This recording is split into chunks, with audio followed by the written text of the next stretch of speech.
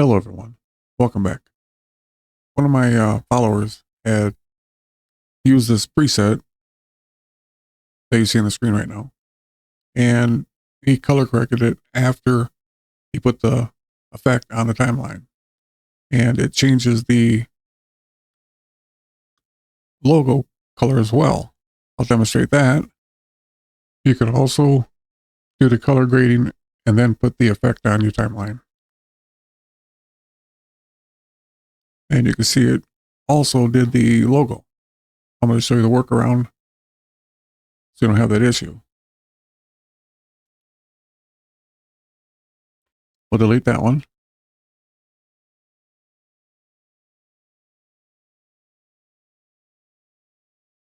Let's get an adjustment clip.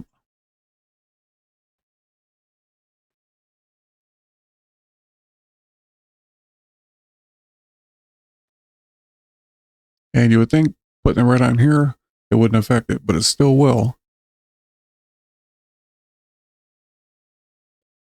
The trick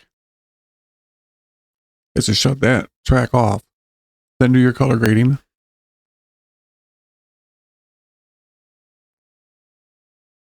And then turn that track back on.